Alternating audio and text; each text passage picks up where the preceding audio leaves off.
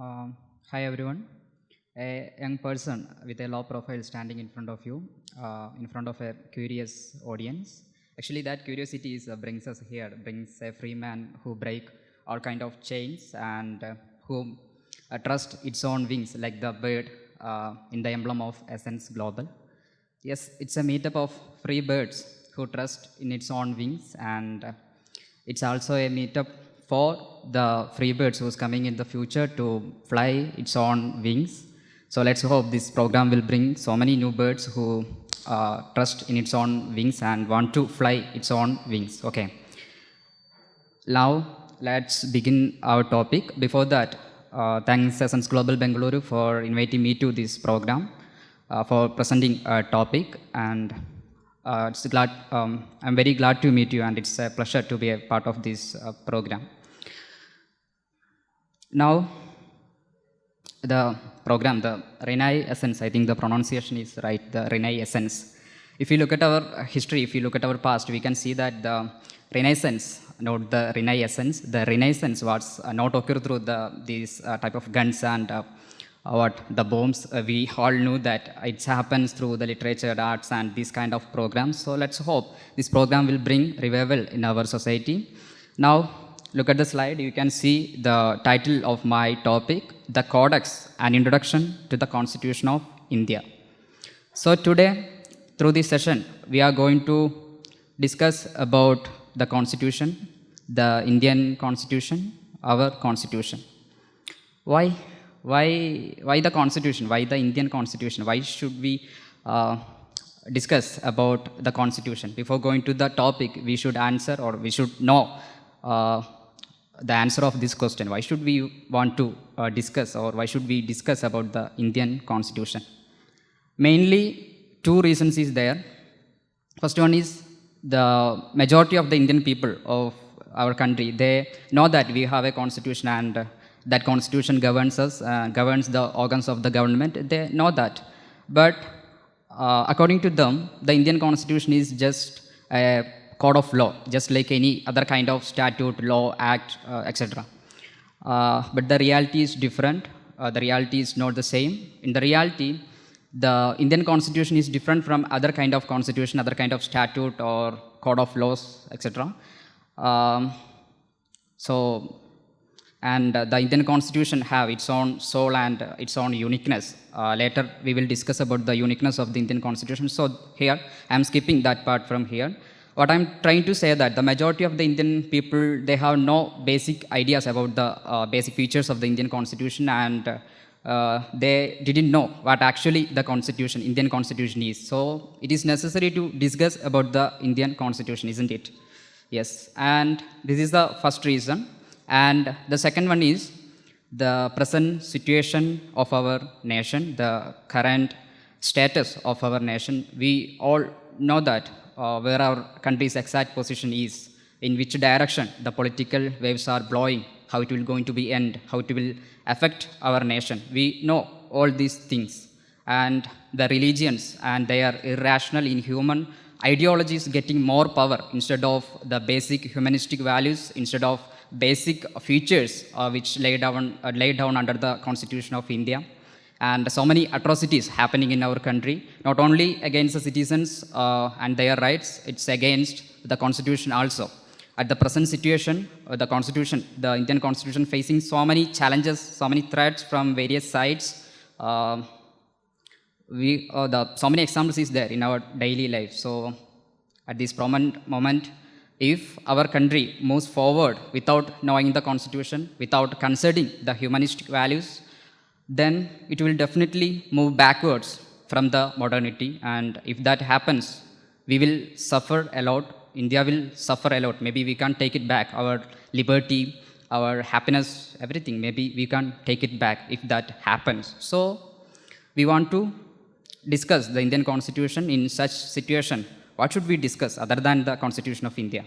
And if our ultimate goal is the real Renaiessense, then I am saying that the Indian Constitution is a powerful tool to bring revival in our society. But before that, we should know about the Indian Constitution. We should know how to use it effectively. So That's all. That's why I took this topic as a presentation. So this is the reasons behind this. Okay. Now let's begin the codex. Before going to the Indian Constitution, we should know about a constitution, what it means, what is the meaning of constitution, what is the definition of the constitution. We should know what is constitution, what is a constitution actually is. Then only we can understand the Indian Constitution. So for that, I'm taken a definition here from Merriam-Webster dictionary. So many definition is available for the constitution. It differs from according to scholars. I am taking here the definition from Merriam-Webster dictionary. According to the Merriam-Webster dictionary, the constitution is the basic principles and laws of a nation, state, or social group that determine the powers and duties of the government and guarantee certain rights to the people in it. That means the constitution is a basic or a fundamental document of a nation, which relates to the administrative section of that particular country, how the government should work, how the organs of the government should work. So it's basically a basic or fundamental document of a nation, and it will determine the powers and duties of the government, not only to the government, the powers, duties, rights of the citizens also, and it will guarantee some rights to people in. So basically it's a basic or fundamental document of a nation which relates to the administrative section. About how the government should work, how the organs of the government should work, so relates to these things. While I'm giving the introduction, I'm said to you that the Indian Constitution is different from other kind of constitutions and other kind of these kind of definitions. We should discuss about that, what the difference between other kind of constitution and the Indian Constitution. For that, I am quoting a quote here from the book, The Indian Constitution, Cornerstone of a Nation, which written by Granville Austin. Granville Austin was an American historian, and he's a person who learned a great deal about the Indian Constitution, Indian Constituent Assembly, and the debates which held in the Constituent Assembly. And for his work, 2011, our country honored him with Padma Shri, which is the highest civilian honor of our country. And the book, The Indian Constitution, Cornerstone of a Nation, relates to the Indian Constitution. It's saying about the framework of the background of the Indian Constitution, and through this book, Granville Austin trying to make some comments about the Indian Constitution. What he said that the Indian Constitution is first and foremost a social document. The majority of its provisions are either directly aimed at furthering the goals of the social revolution or attempt to foster this revolution by establishing the conditions necessary for its achievement. I am reading the first sentence again. The Indian Constitution is first and foremost a social document. Yes, that's it. It's not like an administrative document. It's not just only an administrative document which says about the how should the government work. It's not just only about the governing or an administrative document. It's basically first and foremost a social document, because the Indian Constitution calls for social changes necessary for a society to progress, and it provides several provisions related to the achievement of social progress. And Indian Constitution, that is a constitution which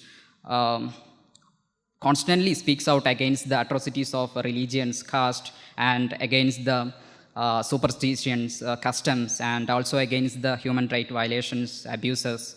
Moreover, the Indian Constitution asks to the people of India to develop scientific temper. So how can we say that this kind of constitution is just only a administrative document? We cannot say like this, that it's first and foremost a social document. That's it. So this is the different from other kind of constitution and the Indian Constitution. And next, we are going through the background or the framework of the Indian Constitution. For that, I am introducing some acts in front of you. The first one is Government of India Act 1935. I think someone will heard about this, the Government of India Act 1935. The Government of India Act 1935 was based on the Simon Commission report of Joint Select Committees, and the recommendations of roundtable conferences. The Simon Commission report, I think you heard the name Simon or Sir John Simon or Simon Commission or Simon Commission report. Somehow, I think you heard that term, because we cannot forget the name. India cannot forget the name, the Simon, because the Simon Commission was dispatched to India in 1928. It was sent by the Prime Minister Stanley Baldwin, who is the former Prime Minister of Britain. And while the arrival of Simon Commission, India facing so many protests here, so many protests happens, several political leaders strongly opposed the Simon Commission, several protests happens, and political parties also opposed, such as the Muslim League, Indian National Congress, and the political leaders such as Gandhi, Nehru, also strongly opposed the commission, Simon Commission, because the Simon Commission consisted by 7 members. That 7 members is all the 7 members is from the British Parliament. It didn't include any Indian delegates. So the Indian political leaders strongly opposed the commission, and so many protests happened because of the arrival of Simon, this commission, with the slogan "Go back, Simon." And during that protests, our freedom fighter Lala Lajpat Rai was died. So we cannot forget the commission's name, Simon Commission. And despite all these protests, dissenting voices, some political leaders supported the Simon Commission, such as Dr. B.R. Ambedkar, Periyar E.V. Ramaswamy. So this about the Simon Commission, and this act, the Government of India Act, is based on Simon Commission report and the report of Joint Select Committees, and the recommendations are also included. It's also the recommendations of the Roundtable Conference, also one of the base of the Government of India Act 1935. The 3 roundtables was held in Britain. It's organized by the British government and the Indian political personalities to discuss the constitutional reforms in our country, India. So it's also one of the base of the Government of India Act 1935. The Government of India Act 1935 introduced creation of an All India Federation, which consisted by the British India and the provinces, but it never happened because of lack of the support of the provinces. And it introduced bicameral legislation at the center, as well as the Federal Assembly and Council of States, and it gave more autonomy to the provinces. It abolished the diarchy at the provinces, and it gave more autonomy to the provinces. And first time it introduced the direct election in India, and its franchise was expanded 40% of the population from 3%, and it's also introduced separate electorates for Muslims, Sikhs, and others. Established RBI, the Reserve Bank of India, and created a federal court at Delhi. And it's also established a Federal Public Service Commission and a Provincial Public Service Commission, the FPSC and PBSC, like our PSC, Public Service Commission. Moreover, this act, the Government of India Act 1935, is known as the blueprint of our constitution, the blueprint of Indian constitution, because the Indian constitution borrowed so many provisions, so many concepts from this act, the Government of India Act. That's why it's known as the blueprint of our constitution. That's why this act getting more role in our formulation of the Indian constitution. So next one is the Cabinet Mission 1946, Cabinet Mission Plan or Cabinet Mission 1946. After the World War II, the Labour Party came to force in Britain, which is headed by Clement Attlee, who is the former Prime Minister of Britain, and this cabinet mission sent by Attlee government. The mission had 3 British cabinet members, Pedic, Lawrence, Stafford Cripps, and A.V. Alexander. These 3 members are official members of the cabinet of Britain. That's why it's known as the cabinet mission. And its aim was to discuss the transfer of powers from British to India and to obtain an agreement with the Indian leaders as to the framing of a constitution for India, and to formulate a constitution making body, that is the Constituent Assembly. And the cabinet mission recommended India's independence, setting up an interim government and Constituent Assembly, but at last the mission was failed. Why did the cabinet mission was failed? Several reasons is there, but mainly the ideological conflict between Jinnah and Nehru, and the ideological conflict between the 2 political parties, the Muslim League and the Indian National Congress.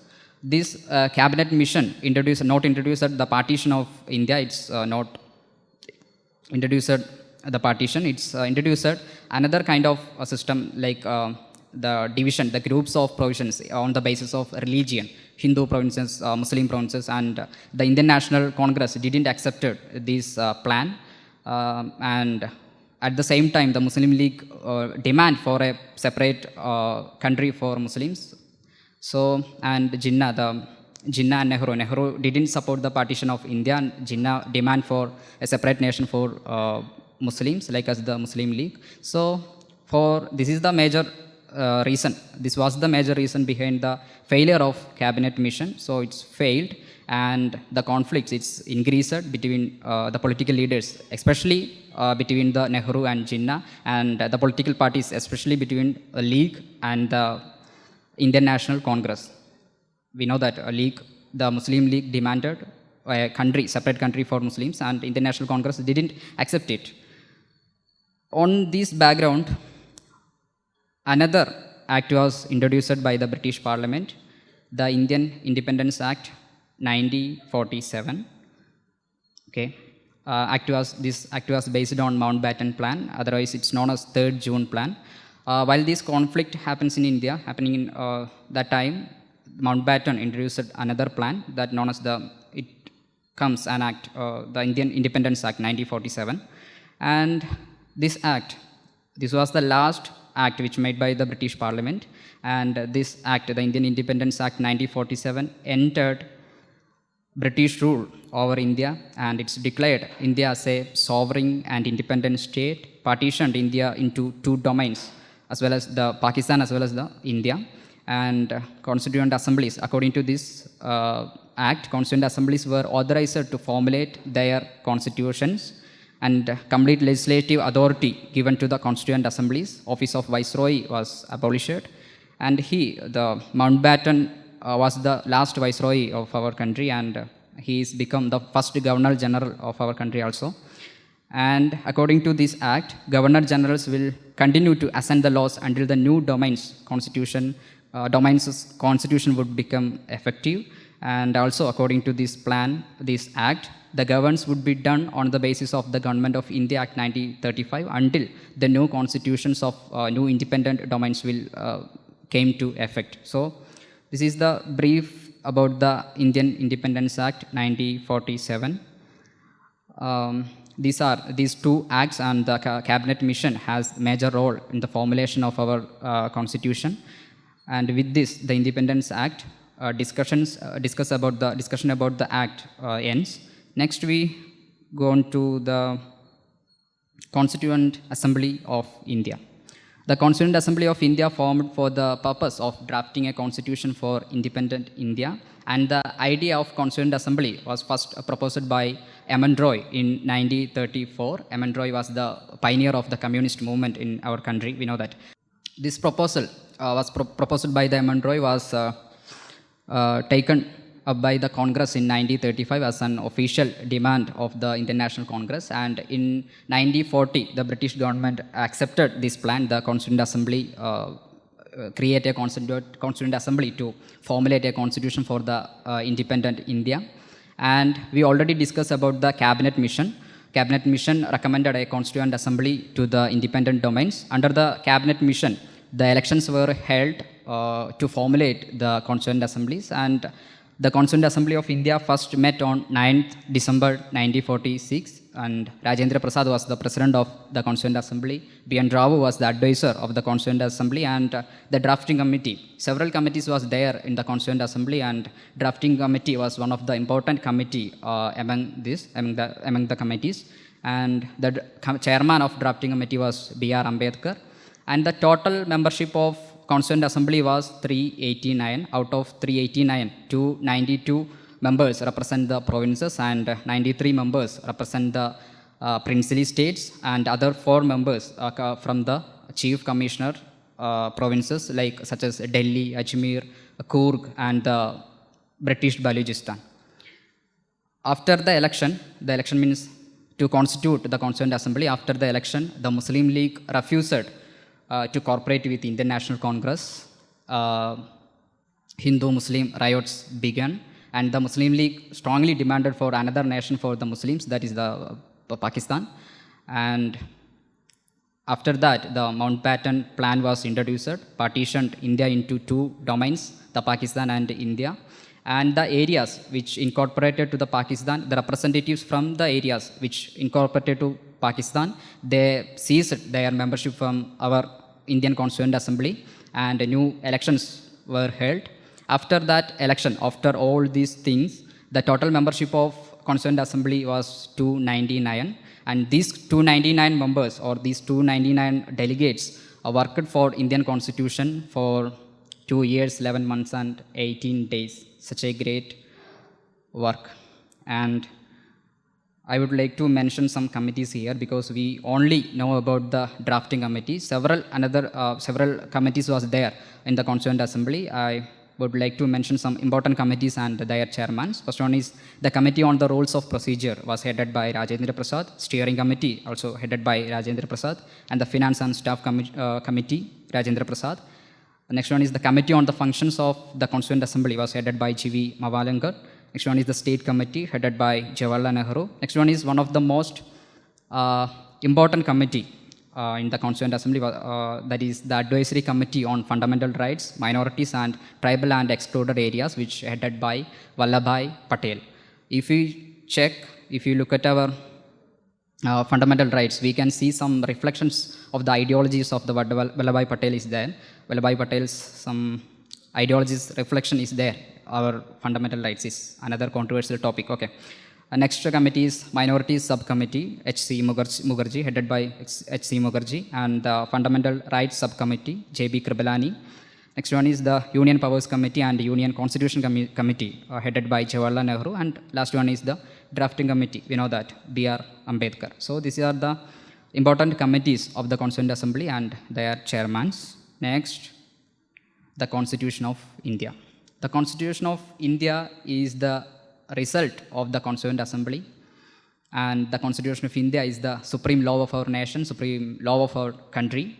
And we already discussed the 26 November 1949, the Constituent Assembly adopted our Constitution, and the last session of the Constituent Assembly was held on 24 January 1950. After that, 26 January 1950, the Constitution of India came into force, and we celebrated that day as Republic Day. So the Constitution of India, it ratified on 26 November 1949. We already discussed that, and it came into effect on 26 January 1950 as we celebrated as Republic Day of India. And the Constitution of India replaced the Government of India Act 1935 until the establishment until the establishment of the Constitution of India. The Government of India Act 1935 governs our country. The most change was happened because of the establishment of Indian Constitution was this. It's replaced the Government of India Act 1935, which made by the British government. And that establishment time, the Indian Constitution contained 395 articles, 8 schedules, and 22 parts. Now it's increased more than 425 parts and 12 schedules. And with the Constitution of India, the domain of India become a Republic of India. And the Indian Constitution declares India as a sovereign, socialist, secular, democratic republic. So what is India? It's a sovereign, socialist, secular, democratic republic. Not it's a Hindu Rashtra, not like any other kind of religious countries. It's not like that. It's a sovereign, socialist, secular, democratic republic. It's not a Hindu Rashtra. It's not going to be, because the basic features of the Constitution can be amended, and these are the basic features of the Indian Constitution. So we cannot amend it, and someone is dreaming sometimes in future we will become a Hindu Rashtra. It's not going to be happen, because we cannot amend the basic features of the Indian Constitution. And these words, the socialist and secular, these words was not there while the establishment time of the Indian Constitution. It was inserted in 1976 with the 42nd Amendment Act by the Indira Gandhi government. So particularly into the preamble. This is the preamble of Indian Constitution, a beautiful preamble. It started with the beautiful sentence, "We the people of India." And it's declared India as a sovereign, socialist, secular, democratic republic, and it's also mentioned justice, liberty, equality, fraternity in it. And if we are going to discuss deeply about the preamble of Indian Constitution, it will take time a lot because so many things is there to be discussed in our preamble. If we get another occasion, I will do a talk about the preamble of the Indian Constitution because so many things is there, the history as well as the history and about the preamble of the Indian Constitution. So just this is the brief detailing about the preamble of the Indian Constitution. And next we on to the salient features of Indian Constitution. If you understand the salient features of the Indian Constitution, we can understand actually what is the Indian Constitution is. And several salient features is there. I just took some major salient features is here. And first one is lengthiest written constitution. Indian Constitution is the lengthiest written constitution ever in the world. While the original American Constitution consisted 7 articles, the original Constitution of India consisted 395 articles. So look at the difference. And for this bulkness, for this length, several reasons is there. First reason behind the length of the Indian Constitution is we know that we borrowed so many concepts, so many provisions from other nations' constitution, like the structure of the fundamental rights we organized according to the Constitution of USA, and the concept of fundamental duties we borrowed from the USSR Constitution, and the directive principles we borrowed from the Ireland Constitution, and the emergency provisions, the concept of the emergency provisions we borrowed from the German Constitution and as well as the Government of India Act 1935. So we borrowed so many things, for so many concepts from other nations' constitution and the Government of India Act 1935 also. So it is the one of the reason for the length of the Indian Constitution. And next one is, we know that our country, India, is a union of diversities. Diversities in the sense language, culture, caste, religion, everything. We are a union of diversities. And if such nation decide to formulate their own constitution, it will make some difficult, isn't it? Because that nation want to include all of the people, include the cultures, all the cultures, languages, minorities, and that nation must want to include all the people. So the Indian Constitution, India is a union of diversities, we already said, and the Indian Constitution also try to include all kind of people in our society. So it is also one of the reason for the length of the Indian Constitution. And next one is, compared to the USA, America gives power or a right to its states to formulate their own constitution. America gives the power or right to their states to formulate their own constitution. But in the matters of India, come to India, here we have only one constitution, the Indian Constitution. There is no several constitution, there is no separate constitution for the state. The state matters as well as the central matters is mentioned in our constitution, and the relationship between state and center also is there in our constitution. We have no separate constitution for the state while compared to other country like USA. So it is also one of the reason behind the length of Indian Constitution. Several reasons is there. I am stopping here. I am ending that, explaining the reasons here. So the Indian Constitution is the lengthiest written constitution ever in the world. It is one of the salient features of Indian Constitution, and we already discussed the major reasons behind the length of the Indian Constitution. And next one is the unique blend of rigidity and flexibility. It's related to the amendment process. Okay, so many kind of constitution is there: written constitution, unwritten constitution, rigid constitution, flexible constitution. For the written constitution, Indian Constitution is one of the example. For the unwritten constitution, we can take the Britain Constitution, it's unwritten. And rigid constitution, we can take the USA Constitution, it's rigid. And for flexible, we can take again the Britain Constitution.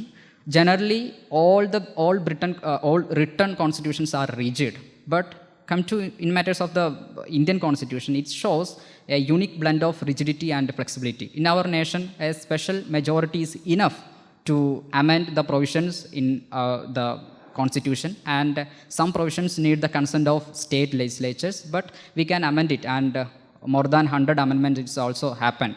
So the Indian constitution, at the same time, the Indian constitution showing rigidity and flexibility also. So that's why we are saying the Indian constitution showing a unique blend of rigidity and flexibility. It's also one of the salient features of Indian constitution, while considering the other constitution, someone will very rigid, we can't, its procedures of the amendment is very difficult, but come to the Indian constitution, we can amend it.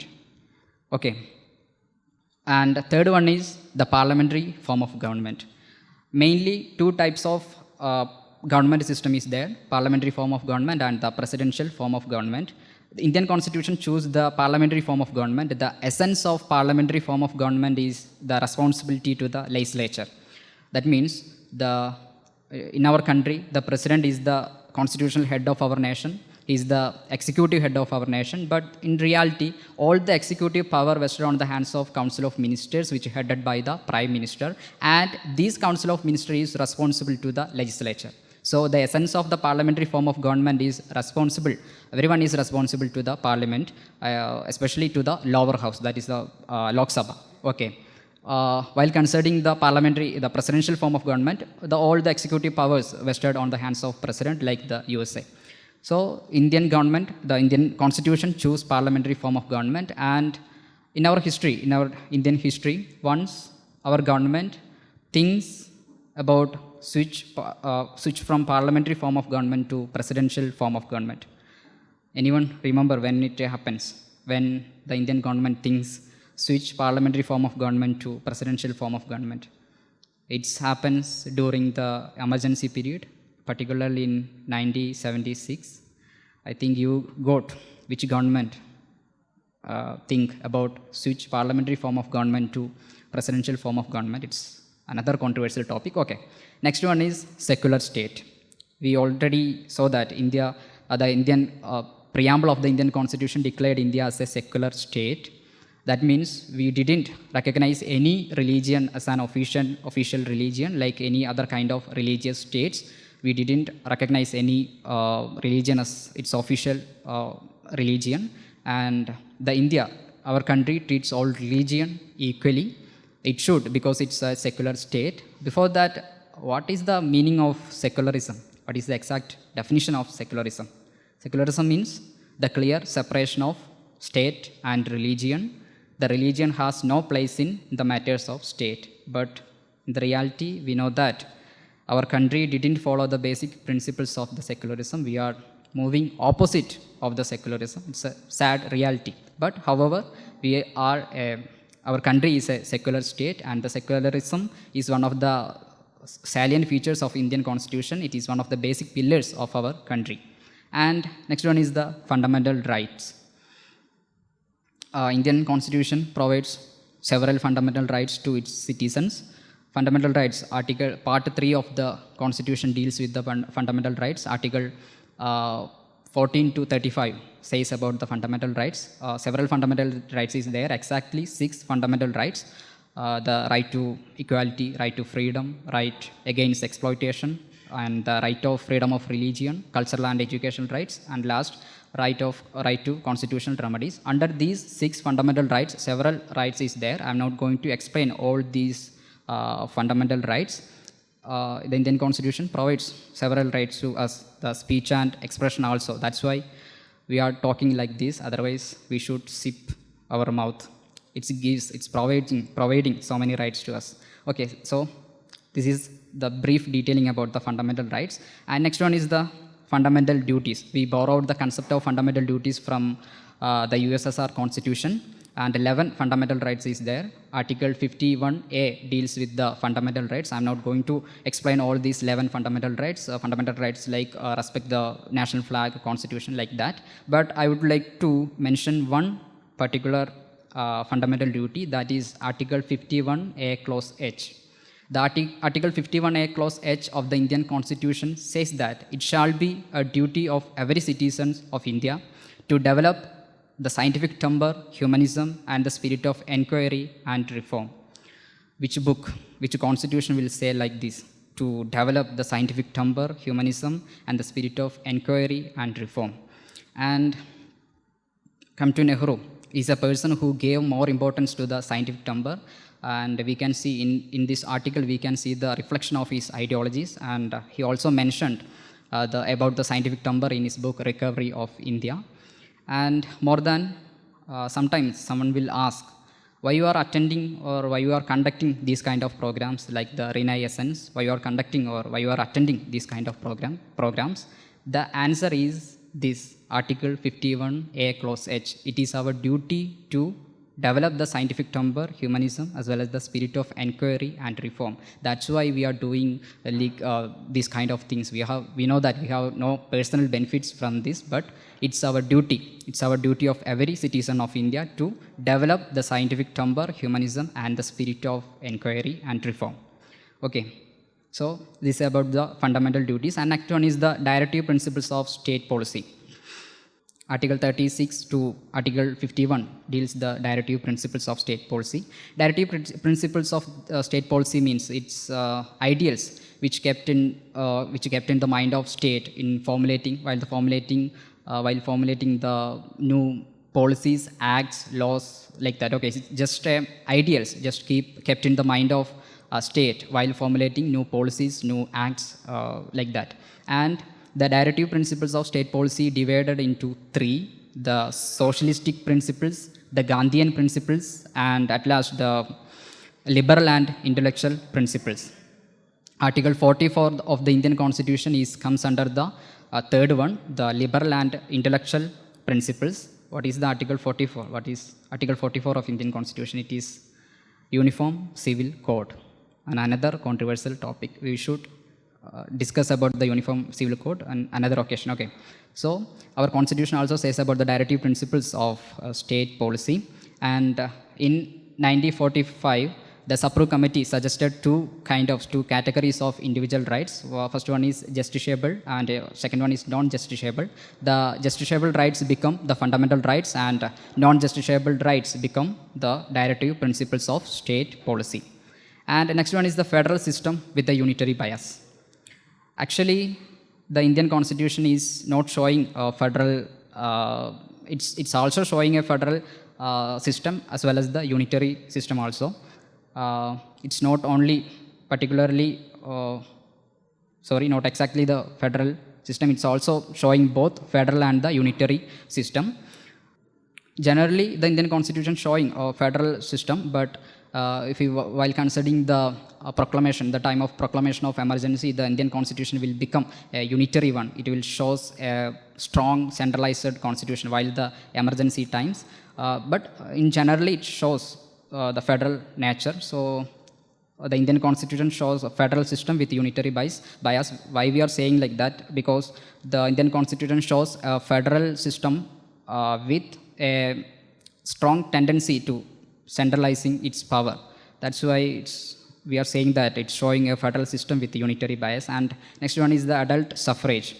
The Indian Constitution abolished old communal electorates, and it's adopted uniform adult suffrage. Under the Indian Constitution, all the citizens who attaining age of 18 can participate in the election procedures. That means they can elect their own representative to the legislature. So that's about the adult suffrage. And the next one is the independent judiciary.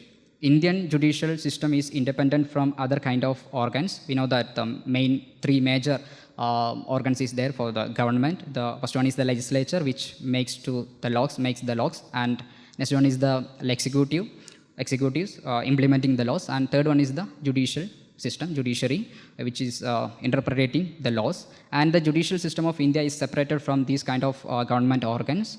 Just think, we know that we discussed that Indian Constitution provides several rights to the peoples, and it's containing so many provisions for assuring the justice. Just think, if there is no proper safeguard to protect the justice, what will happen? All the rights will become useless, isn't it? So the independent judiciary is one of the safeguard to protect these rights, and it's assuring the justice in our country.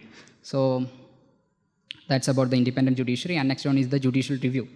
Under the judicial review, we can challenge any laws which made by the Parliament of India in front of the court, and under the judicial review, the court can declare any act which is violative of the Indian Constitution, declared it as a void.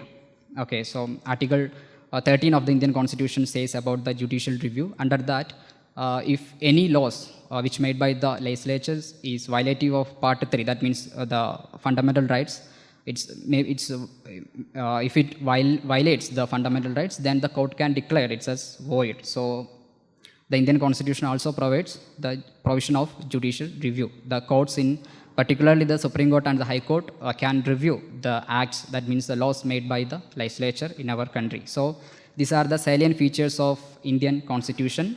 If you understand these salient features, then we can understand actually what is the Indian Constitution is, what is the character of Indian Constitution is. So that's all. Like as the title of my topic, it's just an introduction about the Indian Constitution. We are not going to deeply into the Constitution. And I'm going to conclude this session with a quote from Ambedkar's last speech in the Constituent Assembly, exactly on November 25th, 1949. What he said that, however good a constitution may be, it is sure to turn out bad because those who are called to work it happen to be bad lot. However bad a constitution may be, it may turn out to be good if those who are called to work it happen to be a good lot. The constitution can provide only the organs of the state, such as legislature, the executive and the judiciary. The factors on which the working of those organs of the state depends are the people and the political parties they will set up as their instruments to carry out their wishes and their politics. What he said that the character of the constitution is depending upon the people who are implementing it. That means the constitution may be good, but if the people who are working, who are implementing it bad, then it will result a bad a lot. A constitution may be bad, but if the people who are implementing it good, then it may result a good a lot. Come to our constitution. In matters of our constitution, Indian Constitution is a good one. Its ultimate goal is the Renaiessense, and it's a powerful tool to bring revival our society, but it's also depending upon who are implementing the constitution. It's a powerful weapon. The Indian Constitution is a powerful weapon. So be careful who are implementing the Indian Constitution. Be careful about, we can destroy so many things with the Indian Constitution, as well as we can use it in a good manner. So it's depending upon who are implementing our Constitution. And while giving this speech, Ambedkar while giving this speech, he asked again and again a question. Is she lost her freedom again? Is she lost her freedom again? She means India. Is she lost her freedom again? If the wrong peoples are implementing our constitution, then definitely we will lost our liberty, we will lost our happiness, everything. So I would like to say to you, to the Indian people, please use your discretionary power to elect right people into the parliament, into the legislative bodies like us. If you are failed to choose right people, then we will lost everything. India will suffer a lot. What the scary thing is that it's already beginning. So I am winding up this session. Thank you all. So these are the references.